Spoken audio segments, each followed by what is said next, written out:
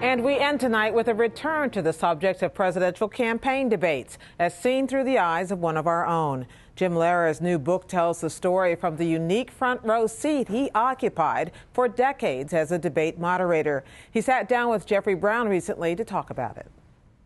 What are you going to have to give up in terms of the priorities that you would bring as President of the United States? For American voters, presidential debates are usually the only chance to see and take the measure of candidates side by side.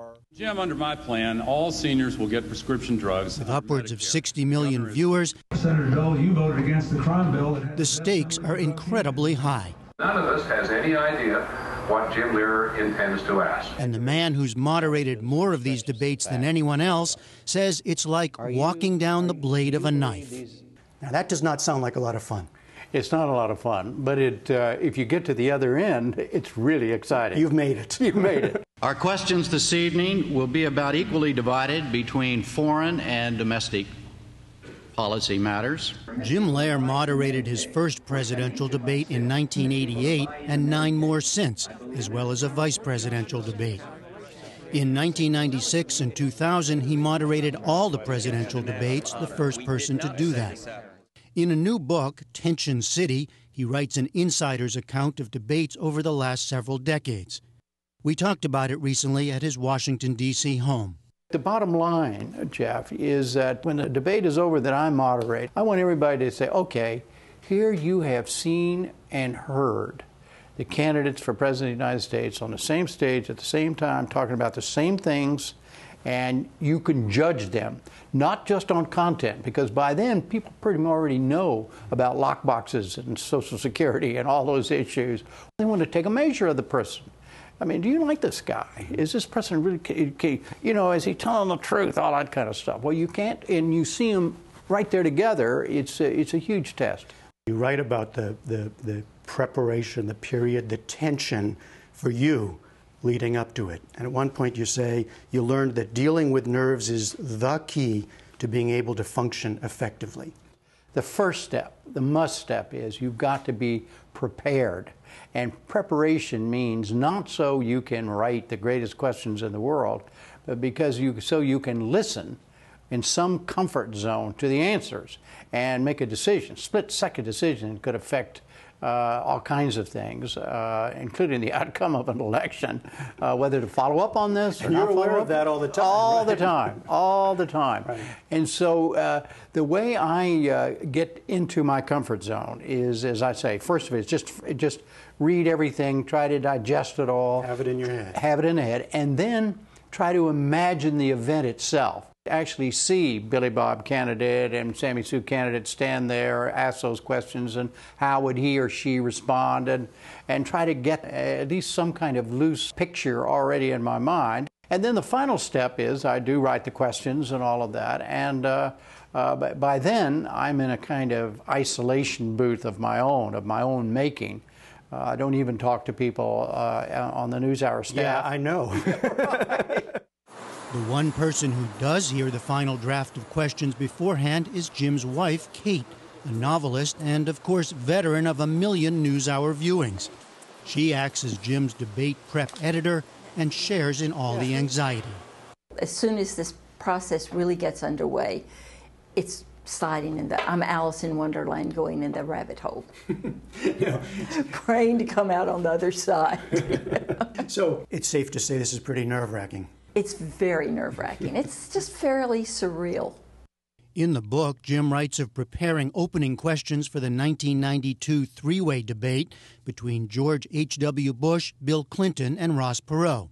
I will ask questions for the first half under rules that permit... To get things going, he wanted a question along the same lines, apples to apples, for each candidate. This one time, Kate was on a book tour, and so they talked by phone not long before the start of the debate. I called Kate, and I ran through those 3 questions, and there was dead silence on the phone. And you thought, I'm thinking, I really don't need this. I said, okay, what is it? And I was not terribly polite about it. And she said, well, you've got 2 apples and an orange. That was one of the hardest calls I've ever made, though, because I knew he was in his zone. He felt really good about his questions. He was really up. And that's a split-second decision. As he says in the book, he called me back to tell me by the time he got there that I'd been right and everything was okay. In the meantime, I got Amanda, our youngest daughter, and I said, we've got to go for a walk. We've got to go for a walk. And so we got out, and I said, I've ruined the debate for your daddy. I've ruined everything. In fact, Jim writes, Kate saved the day. But glitches of all sorts can and sometimes do occur. In his basement office, surrounded by the bus signs he collects, Jim showed me the coding system he uses to keep track of questions and time, here for the 2008 Obama-McCain debate. But it doesn't always work. In a debate in 2004 between John Kerry and George W. Bush, I literally forgot whether or not, is this a new question or is this a follow-up question? My mind just went blank. And I had to make a decision, and I just guessed right. The book highlights so-called major moments in debate history, the ones that come to define an event and sometimes a candidate. George H.W. Bush looking at his watch in 1992. There you go again. Those zingers from Ronald Reagan that wounded Jimmy Carter in 1980. In the documentary Debating Our Destiny, Jim went back to talk to candidates about their experience of the debates and had the chance to ask whether they'd prepared famous lines ahead of time. I asked Ronald Reagan about "There you go again" and a couple of other his famous lines. Oh, no, it just came to me. No, it just seemed to be the thing to say and what he was saying up there. Did you believe him? Oh, I don't know whether I did or I didn't. I just thought I found it interesting that nobody wants to admit. Another major moment came in 2000, with Vice President Al Gore rolling his eyes and loudly sighing during his debate with then Texas Governor George W. Bush. For example, in Alaska, there's a lot of shut-in gas. The whole world knew it, except for the third man on the stage that night in Boston. You didn't know it was happening? Didn't know it because under my personal rules, I asked candidate A a question. I look only at candidate A. I never look at candidate B because I don't want to be involved in eye contact to help in any way affect the response of the other candidate.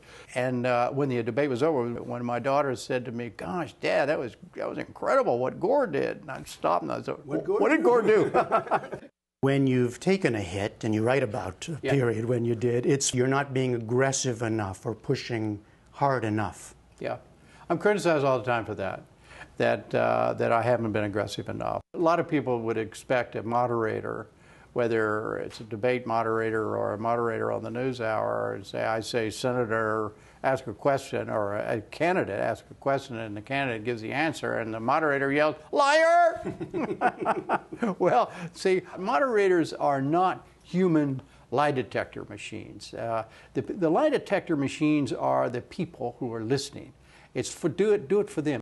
Over the years, many debate formats have been tried, candidates standing, sitting, walking around, and moderators in a panel given strict bounds or relative freedom. 2 minutes, and then I'll decide whether we go on. Still, maybe the key question here is do our presidential debates offer real debate for the citizens to hear a real debate among the candidates?